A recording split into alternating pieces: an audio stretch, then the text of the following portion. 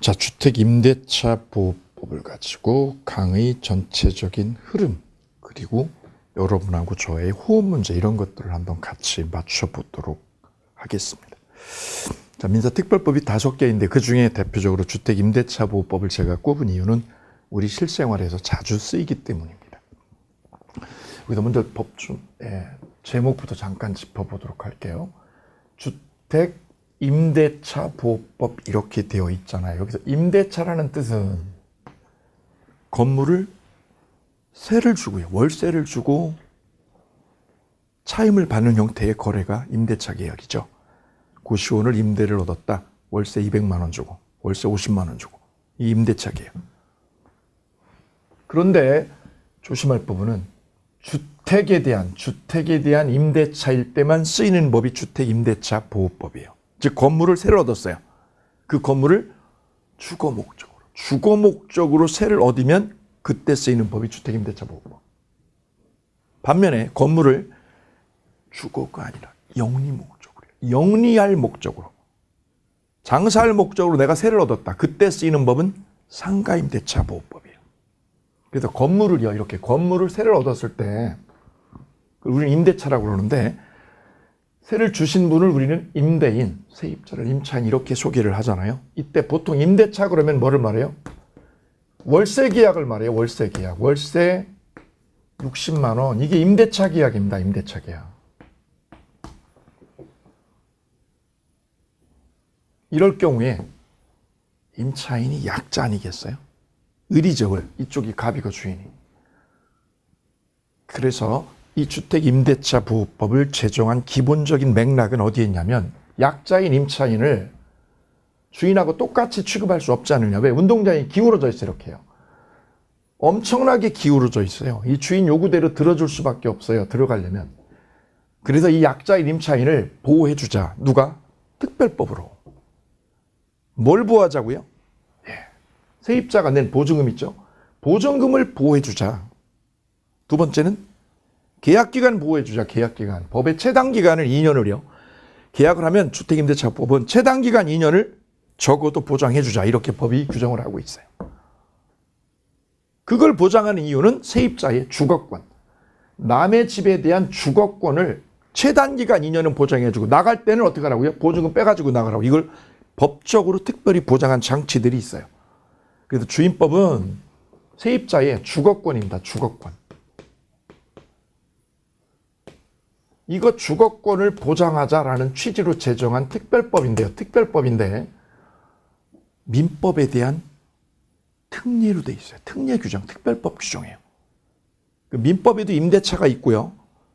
주택임대차도 임대차거든요. 똑같이 충돌이 되면 특별법 규정이 먼저 작동을 해요. 특별법 우선의 원칙에 따라서. 그래서 이 주택임대차보호법은 민법보다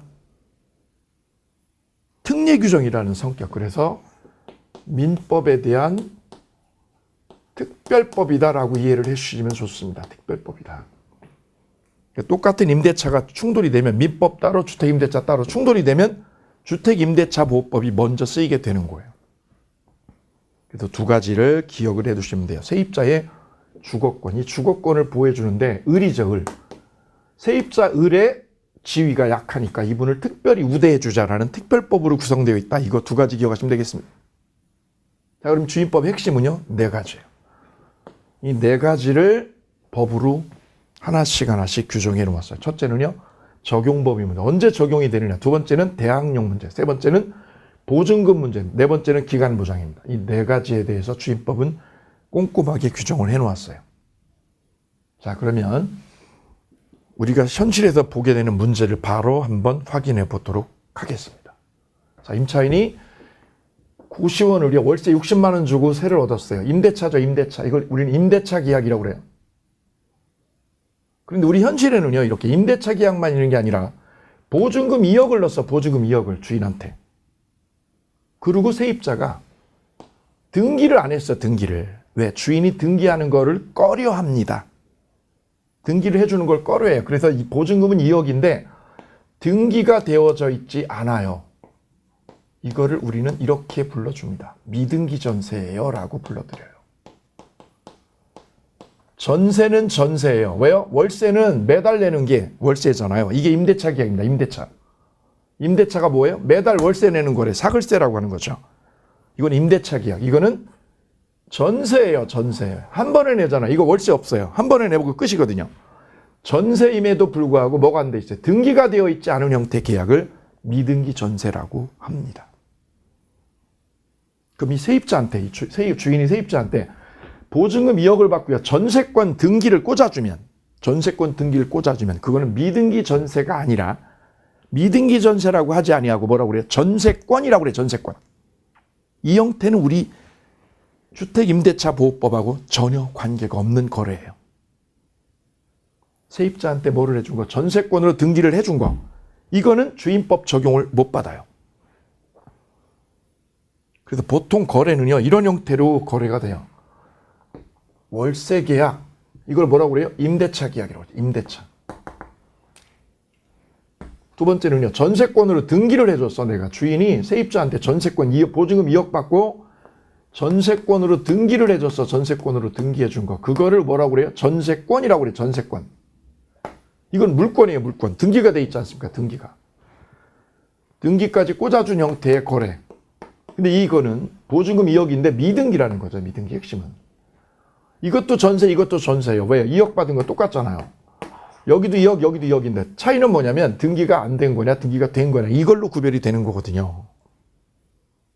우리 애초에 입법자는, 우리 민법을 입법한 입법자는 세를 주는 계약을 우리 입법자께서는 두 가지만 상정을 했어요. 무슨 계약? 임대 계약하고 임대 계약으로 하는 월세 계약 있죠. 월세 계약.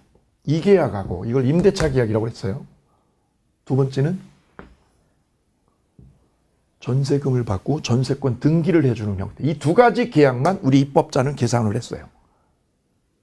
그리고 민법상 임대차가 이게 있고요. 그 다음 물권법의 전세권이라는 두 가지 거래 형태만 생각을 했던 거예요. 근데 우리 실무에는 이것도 아니고 이것도 아닌 게 많더라는 거죠. 바로 이거예요. 봐라. 보증금 2억이야. 세입자가 보증금 2억을 걸었어. 이거 전세니 월세니? 야, 월세는 매달 내는 건데 나 매달 안 내. 한 번에 내고 끝이야. 땡이야. 전세죠. 전세. 그런데 문제는 뭐가 안 돼 있음? 등기가 되어 있어야 전세권이라고 명명하는데 등기가 되어 있지 않았다는 거죠. 그래서 이걸 우리는 뭐라고 표현해요? 미등기 전세라고 그래요. 그럼 얘는 어디에 들어가는 거예요? 임대차 계약이에요? 전세권 계약이에요? 너 어디야 족부가 도대체? 우리 형태, 우리 거래에는 이런 거래가 많더라는 거지. 주인이 전세권 등기해 주는 걸 싫어해요. 이걸 싫어해요. 뒤에 나중에나 왜 그런지는 뒤에 나중에 공부를 하게 됩니다. 그러다 보니 미등기 전세 형태의 거래가 많아요. 대신에 세입자가 어떻게 해요? 주민등록을 하고, 주민등록이라는 걸 우리는 전입신고라고 표현해요. 전입신고하고 확정일자를 세입자가 받습니다. 확정일자. 동사무소 가서 계약서 들고 가서 확정일자 찍어 받죠. 이런 형태의 거래가 많아요. 보증금을 한꺼번에 일시불로 내요. 그럼 이거는 전세권에 들어가요? 못 들어가요? 얘 너 전세권에 들어가? 못 들어가. 왜? 등기가 안 돼 있잖아. 너 그럼 임대차냐? 임대차도 아니야, 이 자식은. 이쪽에도 못 가고 이쪽에도 못 가는 놈이에요, 얘가. 월세도 아니고 전세권도 아니야.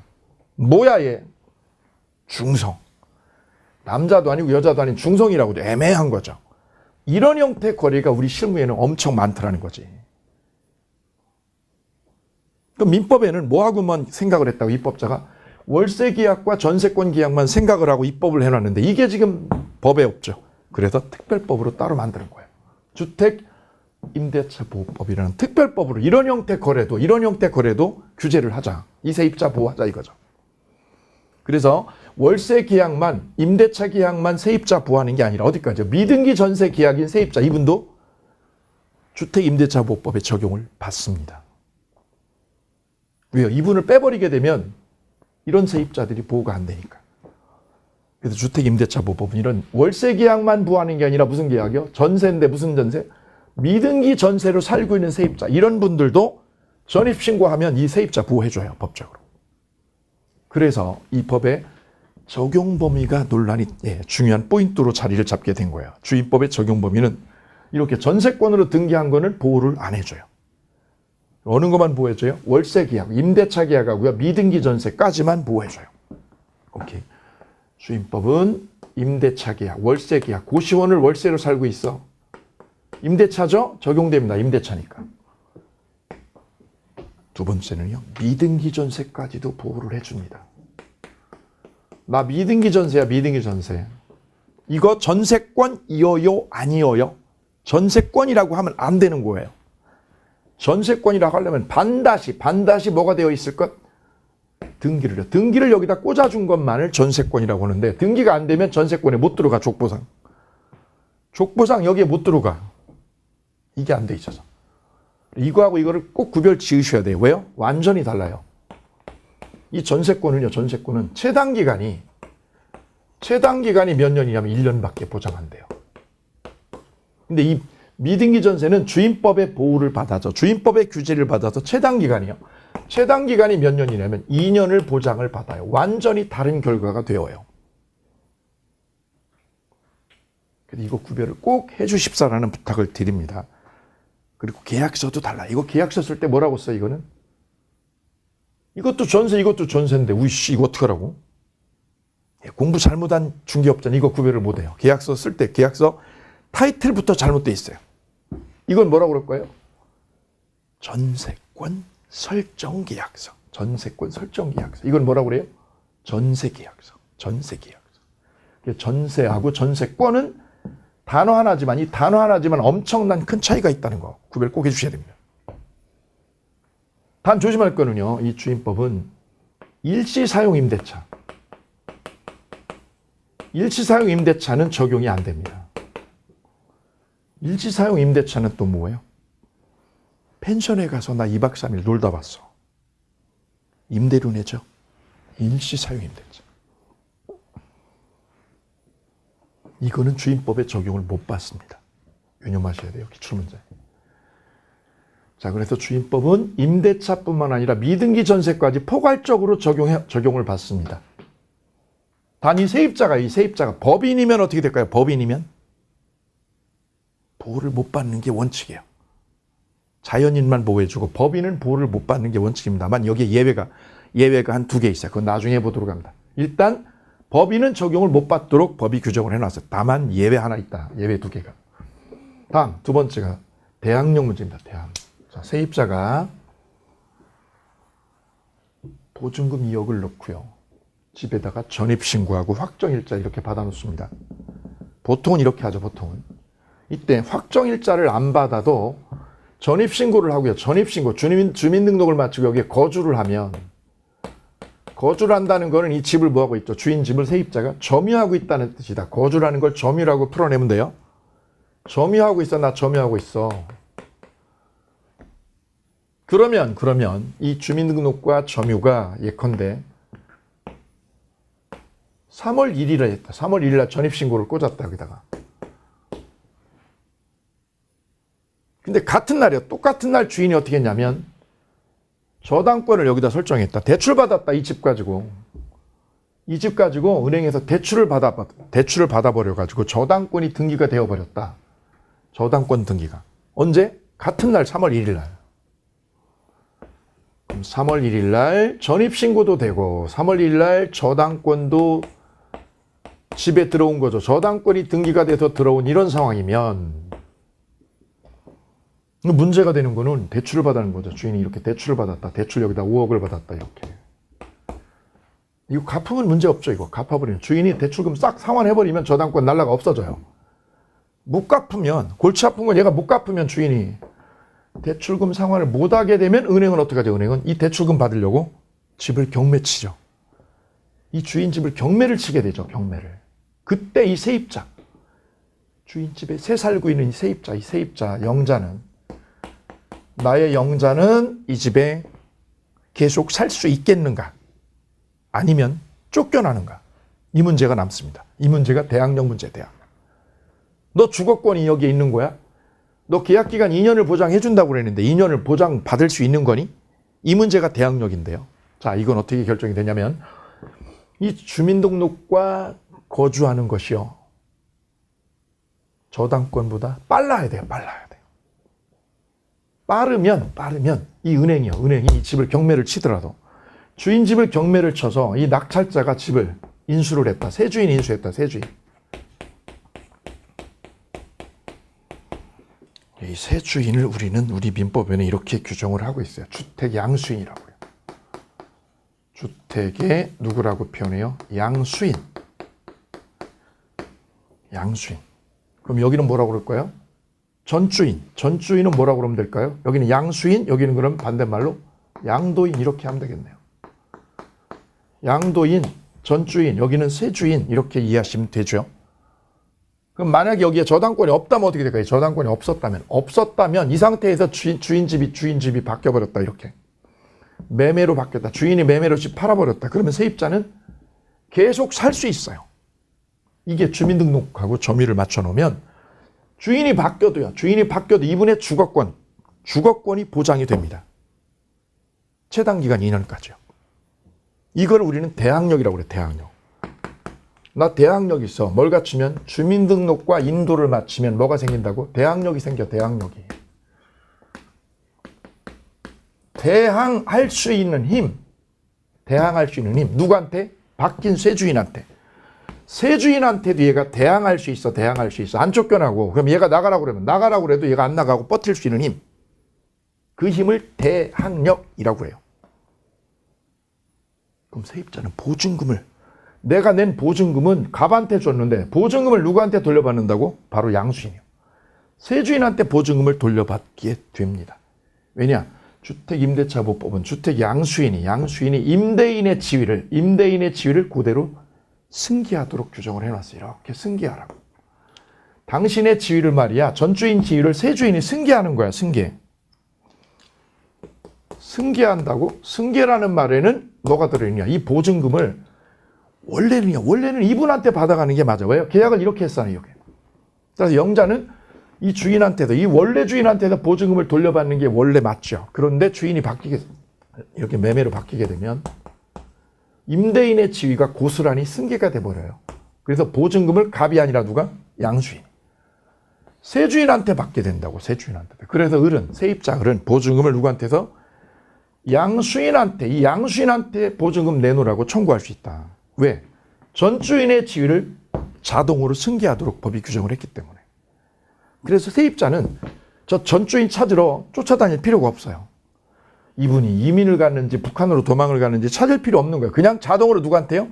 양수인에게 이분의 지위가 자동으로 승계되도록 법이 규정을 해버렸어요. 그래서 세주인한테 보증금 내달라고 하면 됩니다.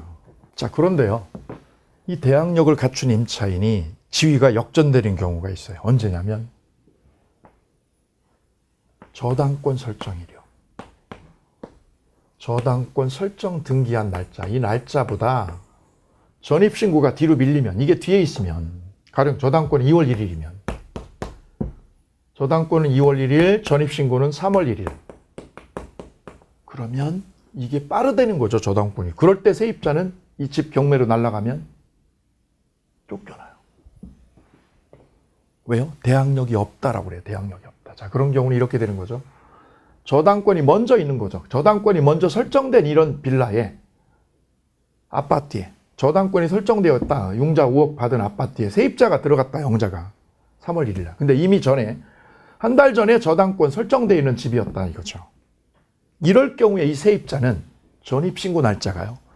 주민등록 전입신고 날짜가 저당권 설정일보다 뒤로 밀려있죠. 이럴 경우에는 뭐라고 그래요? 대항력이 없는 세입자 이렇게 얘기를 해요. 대항력 없는 세입자야. 대항력이 없으니까 어떻게 돼요? 집이 경매나 매매되면 세주인 집에서 못 살고 쫓겨납니다. 따라서 대항력이 있다라는 거는 뭐예요? 저당권보다 선순위 세입자를 말하는 거예요. 대항력이 있다라는 거는 뭐라고요? 저당권보다 후순위, 선순위. 선순위요. 선순위 전입신고가 된 사람. 선순위 전입신고를 한 사람. 이런 세입자를 뭐라고 그래요? 대항력 있는 세입자라고 그래요. 대항력 있는 세입자. 나는 말이야. 대항력을 갖추고 있는 세입자란 말이지. 뭐보다? 저당권보다. 이 은행 저당권보다 내 전입신고가 빨라. 그럼 집이 바뀌어도요. 주인이 바뀌더라도 세입자는 그냥 사는 거예요. 눌러 앉는 거야. 대항할 수 있는 힘이 생겨요. 대항할 수 있는 힘을 대항력이라고 그랬어요. 그럼 보증금도 새 주인한테 받고 나가면 되는 거예요. 그런데 거꾸로요. 거꾸로 뒤집어지는 역전되는 현상이 생기죠. 대항력이 없는 경우요. 대항력이 없다. 이 세입자가. 그 말은 그럼 거꾸로 역전돼야죠. 뭐가 먼저? 저당권이 선순위에 있는 거예요. 선순위로 뭐가 있는 거? 저당권이 있는 거죠. 저당권이. 이런 집에 세입자가 전입신고를 하고 세를 얻었다. 이러면 대항력 없는 세입자라고 그래요. 그래 경매가 되면 주인 집이 경매가 되면 이 세입자는 쫓겨나게 돼요. 이건 쫓겨나고 이거는 그냥 살 수 있는 거야. 그래 주인법에서 이 대항력은 아주 큰 의미를 가져요. 큰 의미를 갖습니다. 이 집에 사느냐, 대항력을 갖춰서 그냥 살 수 있겠느냐, 대항력이 없어서 쫓겨나느냐. 너 쫓겨나 그냥 살아. 이것이 대항력에 의해서 판가름이 나는데 그럼 대항력은 언제 생기느냐? 주민등록과 거주를 요거를 갖추게 되면 돼요. 확정일자 필요 없어요. 주민등록과 거주를 마치면 대항력이 생겨버려요. 확정일자 안 갖춰도. 오케이. 근데 문제는 제가 방금 전에 문제 제기했듯이 전입신고도 3월 1일 저당권도요. 저당권도 3월 1일이면 어떻게 될까요?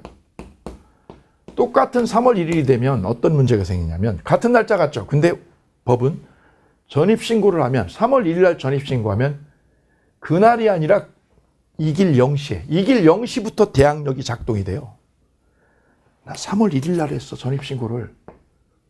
그럼 그날 생기는 게 아니라 이길입니다. 이길이니까 언제? 다음날 0시요. 이때부터가 기준점이 돼요. 그럼 누가 빠른 거죠? 저당권이 선순위가 되는 거죠. 그래서 같은 날 이 주인 집에 같은 날 세도 들어오고 은행 저당도 받고 이러면 이 세입자는 큰 문제가 생기죠. 왜요? 전입신고한 이 길부터 대항력이 발생하니까 얘는 대항력이 3월 2일이 되죠. 3월 2일 0시가 돼요. 3월 2일 0시야 너 기준점은. 은행은 3월 1일인데 그래서 얘는 대항력 없는 세입자의 지위가 되겠네요. 그래서 이 세입자는 집이 경매되면 주인집이 경매되면 이 세입자는 대항력 없으니까 쫓겨나게 된다. 그럼 보증금도 이분한테 못 받게 된다. 이 문제가 이걸로 해결이 됩니다. 이 문제가 대항력에 관한 문제. 그 좋은 대안을 제가 연구를 해보니까 그래서 이렇게 내가 세를 얻을 때 주인이 장난을 할 수 있다는 거죠. 이렇게요. 세를 주면서 동시에 뭐까지 은행 대출까지 받으면 되네. 이렇게 세 놓고 주인하고 저당권 설정해서 대출 받고 이걸 같은 날 해버리게 되면 세입자는 어떻게 돼요? 밀려서 후순위로 밀려서 쫓겨나죠. 그럼 세입자가 안 쫓겨나려면 어떻게 된다고? 대안이 올까요? 하루 전에 여기다 전입신고를 해버리는 거죠. 나 3월 1일 날 이사 오는데 언제요? 하루 전날 와가지고 전입신고를 해버려. 동사무소 가서. 그러면 이 세입자는 2월 29일이다. 하루 전날 가서 해버리는 거지. 그럼 2월 29일 날 전입신고를 하면 여기다 전입신고를 하면 대항력이 발생하는 날짜는 언제? 3월 1일 0시가 돼요. 이건 0시. 저당권은요. 저당권도 3월 1일인데요, 선생님. 예, 저당권은 3월 1일이고 전입신고 효력이 대항력의 효력이 3월 1일 똑같은 3월 1일인데 이거는 저당권이라는 거는 최소한 공무원이요. 출근을 해야 되니까 이거는 9시죠. 9시. 이건 9시고 이거는 3월 1일 0시죠. 그래도 이 세입자는 대항력을 갖춘 세입자가 돼버려요. 이걸 유념해서 잘 활용하시면 이런 사고가 생기는 거. 내가 세 들어간 날 은행 대출을 주인이 빼버렸다. 그러면 이 세입자는 대항력 없어서 쫓겨나게 돼. 이걸 해결하는 좋은 솔루션 중에 하나가 이거다. 하루 전날 동사무소 가서 전입신고를 꽂아버리는 거다. 그러면 이런 비극에서 벗어날 수 있겠다. 이 문제가 대항력에 관한 논의가 되겠습니다. 자, 그러면은 네 번째는 보증금 예수에 관한 걸 살펴보도록 하겠습니다. 자, 세입자한테 전 재산은 보증금이에요. 이 2억은 내 전 재산이에요. 아주 중요한 재산권이죠. 그래서 법은 이 재산권 보호를 위한 특별한 장치를 두셨는데요. 그 장치가 너 보증금을 빼가야 되는데 이거 주인이 빼주면 좋죠. 주인이 빼주면. 근데 주인이 안 빼주고 이 집을 팔고요. 도망가 버렸어요. 얘가 도망가 버렸다. 그때 어떻게 된다고요? 주인이 바뀌면 이 보증금은 어떻게 돼요? 새 주인한테 자동으로 승계가 돼요. 보증금이요. 보증금 빼줄 의무가 전 주인에서 새 주인으로 자동으로 승계가 된다고.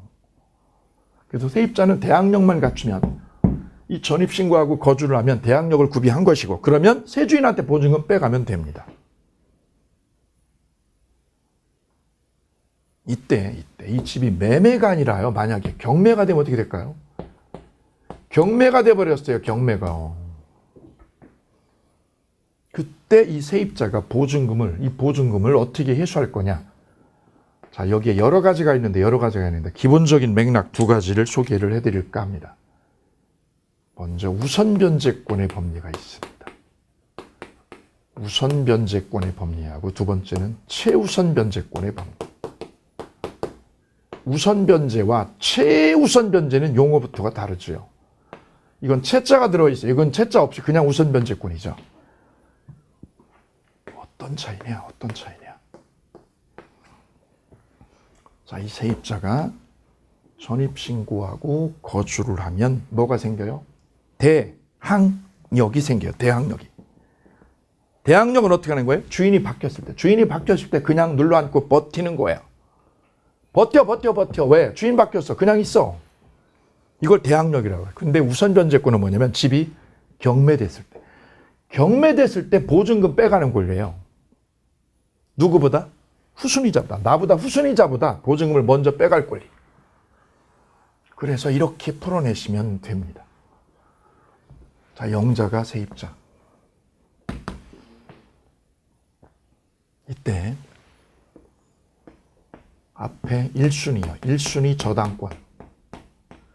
저당권이 있어요. 영자가 그 다음에 C가 2순위 저당권. 뭐야 이거. 국민은행이 1순위. 기업은행 2순위. 세입자는요. 여기요. 중간에. 여기 1, 2, 3. 순서대로 말하면 이렇게 돼. 근데 순위상 1순위, 여기 2순위라고 그래요. 여기는 임차인이라고 그러면 되지. 임차인. 그럼 저당권은 3월 1일 임차인 영자가 여기에요. 전입신고하고요. 전입신고하고 확정일자까지. 전입신고하고 확정일자까지 받아두면 집이 경매됐을 때 후순위자보다 후순위 기업은행보다 얘가 보증금을 먼저 빼갈 수 있습니다. 자, 이 세입자가 앞에 먼저 은행 저당권이 설정되어 있지 1순위로 설정되어 있는 집을 새를 얻었어요. 여기 3월달 세입자 4월달 그런 뒤에 한 달 뒤에 5월달에 2순위 저당권이 또 들어왔다 이거죠. 이렇게 이런 상황이죠. 이런 상황. 이럴 경우를 저는 세입자가 중간에 껴있더라. 중간에 낀 세입자라고 그래. 중간에 껴있더라. 그럼 누가 1순위 저당권이야. 1순위 저당권을 우리는 이렇게 표현을 해요. 앞에 있는 1순위 저당권을 꼭 기억해 두셔야 돼요. 앞으로 계속 나오게 되니까 이 법리가.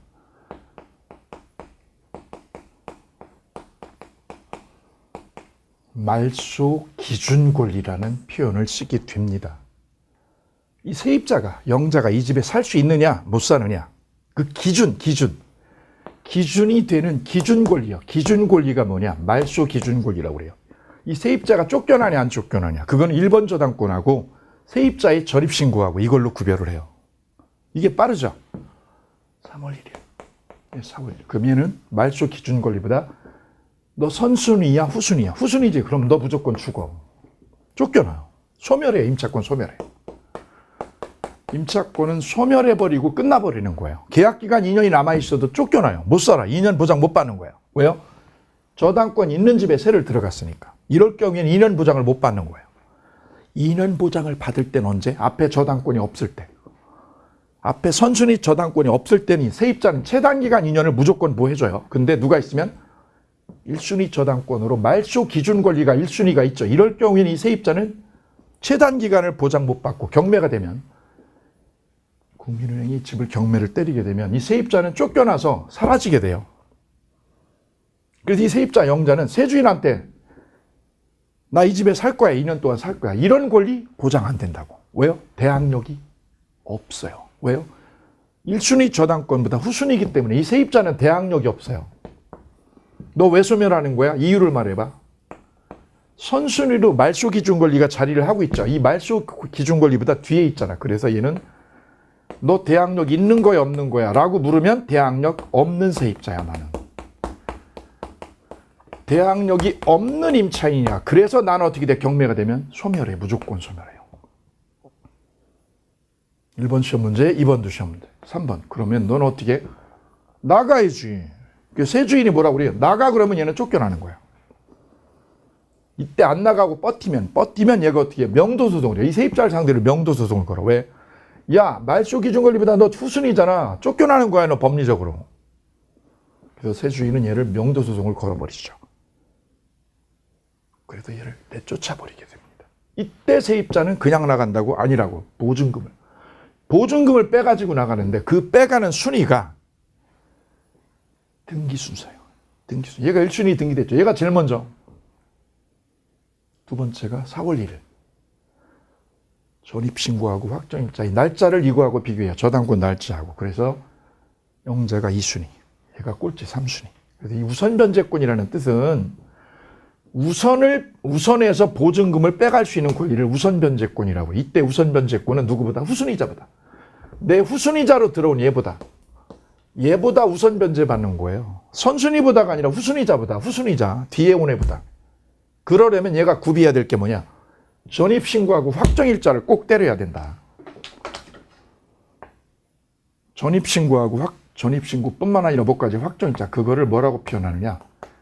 전입신고하면 대항력이 생기죠. 대항력과 확정일자, 대항요건하고 확정일자를 꼭 받아두셔야 됩니다.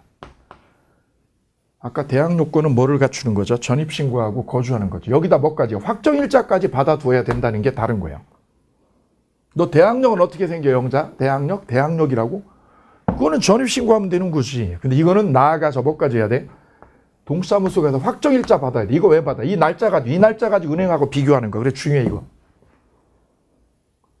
전입신고하고 확정일자를 받으셔야만 보증금을 누구보다? C보다 먼저 받는다. 오케이. 이 권리를 뭐라고 그래요? 우선변제권이라고 그래요. 뭘 갖춰야 된다고요? 대항요건하고 확정일자를 갖추셔요. 그럼 집이 뭐 할 때요? 매매될 때요? 경매될 때? 오케이. 옳거니. 경매가 될 때. 이 주인집이 경매로 날아가게 되면 이 세입자가 보증금을 빼가지고 나간다고. 누구보다? 후순위자보다 먼저 받는 거예요. 후순위자보다.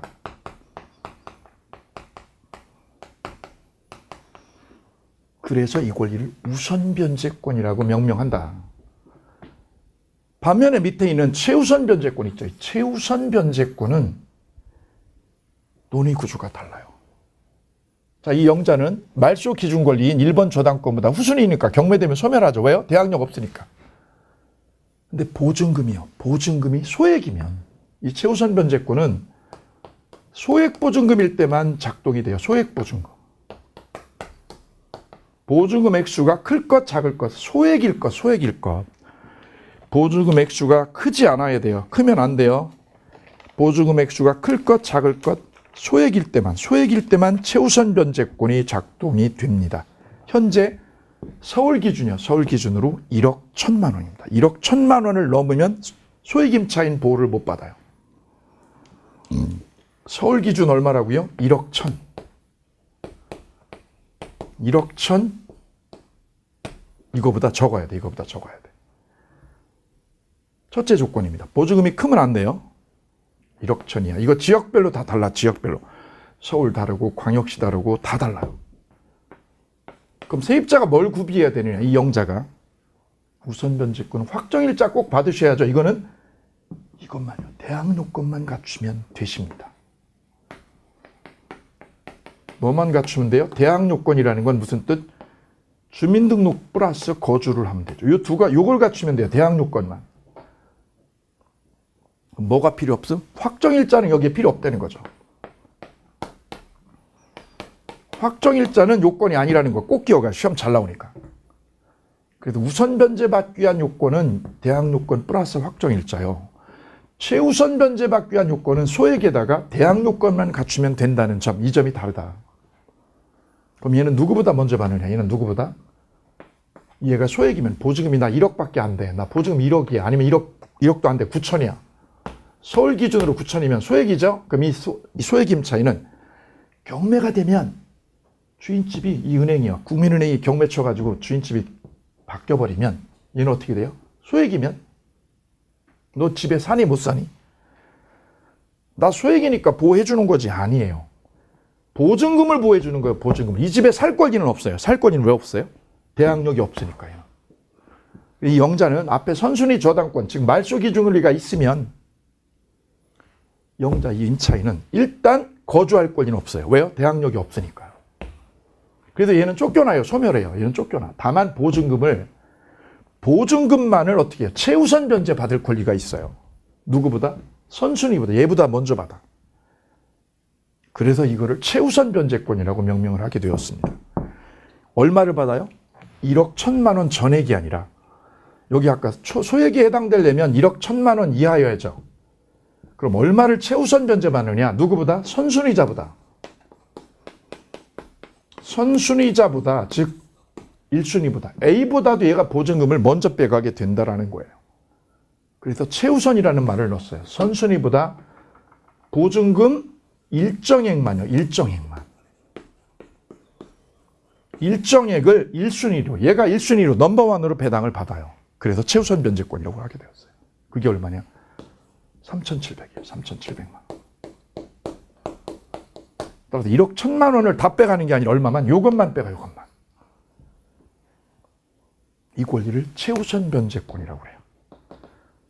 보증금이 큰지 작은지를 꼭 염두에 두셔야 돼요. 보증금이 소액이면, 소액 보증금이면 얼마 이하면 1억 1천만 원 미만이다. 그러면 최우선 변제권이 문제가 되는 거야. 그때 갖춰야 될 건 뭘 갖추는 거? 대항 요건을 갖추세요. 대항 요건. 필요 없습니다. 뭐가 필요 없습니다. 확정일자는 필요 없습니다. 그럼 누구보다 먼저 받는 거예요? 선순위 은행보다 내가 먼저 받는 거야. 얼마를? 일정액이요. 전액이 아니라 일정액만. 반대로 이게 1억 1천을 초과해버리면 소액 보증금 해당 안 되죠. 그때는 만약 우선 변제권만 문제가 되는 거예요. 이 우선 변제권은 은행 저당권하고 확정일자하고 이 날짜 가지고 순위가 빠르냐 늦으냐 이거 비교하게 됩니다. 오케이. 이 권리가 우선 변제권, 최우선 변제권 논의가 되고요. 그 다음에 기간 보장은요. 주택임대차는 최단 기간을 몇 년을요? 2년을 보장합니다. 라고 제가 말씀을 드렸죠. 2년 보장. 그렇죠? 그래서 주택임대차는 세를 얻게 되면 세입자한테 법은 2년을 무조건 보장해 주게 되어 있어요. 단 대항력이 있어야 돼. 대항력이. 이 저당권보다 먼저죠. 이 저당권보다 먼저 돼 있어야지. 이거보다 늦게 돼 있으면 2년 보장 못 받아요. 유념을 하셔야 됩니다. 최단 기간은 몇 년? 2년 보장을 하더라. 이렇게 해서 주택임대차 보호법의 전체적인 큰 틀이 전개가 됩니다. 자, 이거를 우리는 이제 기본 강의를 통해 여기서 살을 조금씩 붙여 나가실 거예요. 그래서 전체적으로 완성도를 높여갈 겁니다. 자, 저는 이렇게 민법 강의를 진행을 하게 됩니다. 자, 이제 잠시 쉬었다가 저는 상가임대차를 한 번 더 조금 더 살펴보도록 하겠습니다. 잠시 쉬었다가 상가임대차 같이 만나보실게요.